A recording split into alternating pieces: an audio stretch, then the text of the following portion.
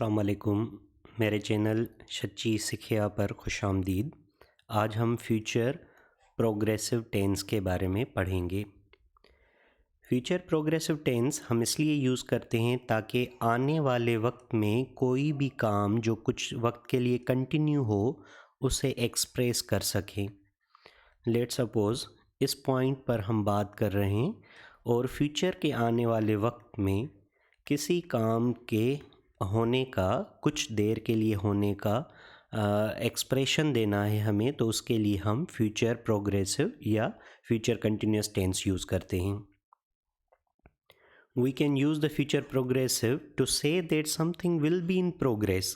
कोई चीज़ प्रोग्रेस में होगी, हैपन हो रही होगी at the particular moment in the future, किसी पर्टिकुलर मोमेंट में, मुस्तकबिल में।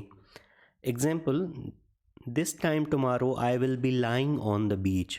इस वक्त, लेकिन कल, मैं बीच पर लेटा हुआ हूँगा।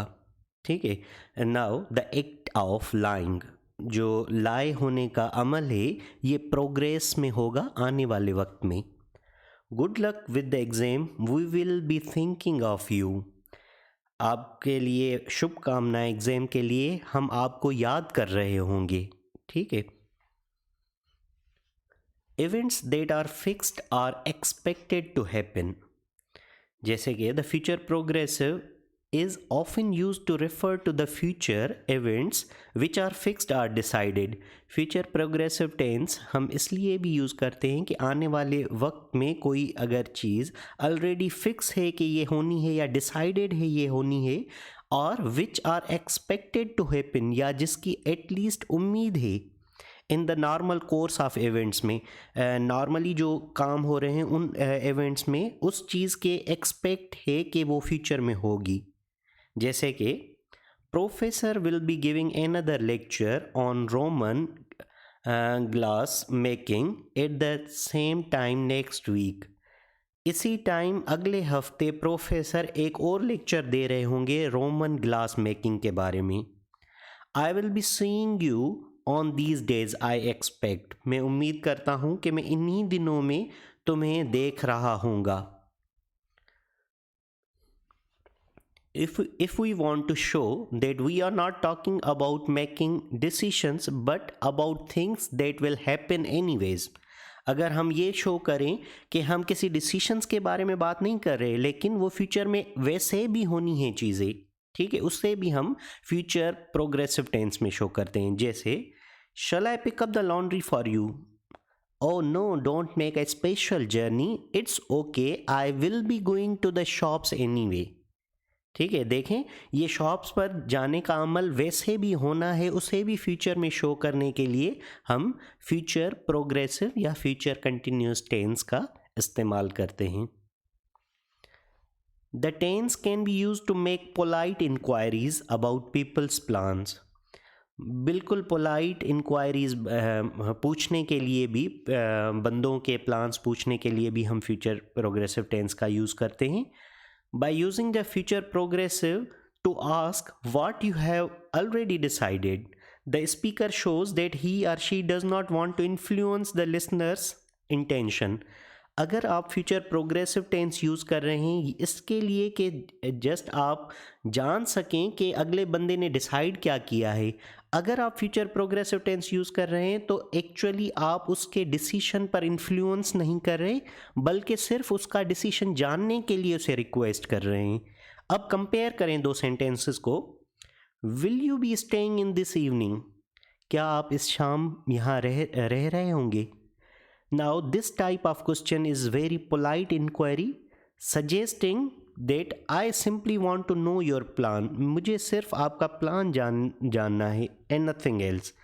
लेकिन अगर मैं ये कहूँ Are you going to stay in this evening, क्या आप इस इवनिंग यहाँ पर रह रहे हो, तो ये मैं एक्चुअली उसके डिसीशन पर इन्फ्लुएंस कर रहा हूँ कि हाँ आप इस इवनिंग में यहाँ रहें। ठीक है। अब सेंटेंस स्ट्रक्चर बिल्कुल ही सिंपल है जैसे कंटिन्यूस सेंटेंसेस का होता है। इसमें पहले सब्जेक्ट, फिर विल के बाद be, verb first form ING के साथ और प्लस कॉम्प्लीमेंट या ऑब्जेक्ट जो भी हो। आई will be singing in the concert tomorrow, मैं कल के कॉन्सर्ट में गा रहा हूँगा। नेगेटिव में विल के बाद नॉट लगाते हैं, ठीक है, फिर बी, फिर वर्ब फर्स्ट फॉर्म आईएनजी के साथ, और ऑब्जेक्ट है तो object. I will not be singing in the concert tomorrow, मैं कॉन्सर्ट में कल नहीं गा रहा हूँगा।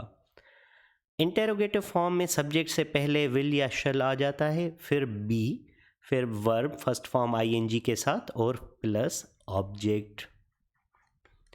जैसे will you be singing in the concert tomorrow, क्या तुम कल कॉन्सर्ट में गा रहे होगे। So this is the sentence structure. अब एक्सरसाइज पर आ जाए। ये तकरीबन 14 वर्ब्स हैं, 1 2 3 से लेकर यहाँ पर तक 14 वर्ब्स हैं। हमें क्या करना है, complete the sentences below with the verbs in the box in future continuous form. अब पहला मैं जैसे करता हूँ, इट्स हॉलोविन टुमारो, कल हॉलोविन है। सो द चिल्ड्रेन, अब वर्ब क्या मिला हुआ है पहला, take. So the children will be taking costumes to school, तो बच्चे कल कॉस्ट्यूम्स स्कूल में लेकर जाएंगे। अब सेकंड है सैली, सेकंड क्या है, arrive. Sally will be arriving to the cinema with us tonight if she can find a babysitter। अगर सैली को कोई बेबी सिटर मिल गया, बच्चे रिझाने वाली आया कोई मिल गई, तो सैली हमारे साथ आज रात सिनेमा चलेगी, या सैली आज रात सिनेमा आएगी हमारे साथ।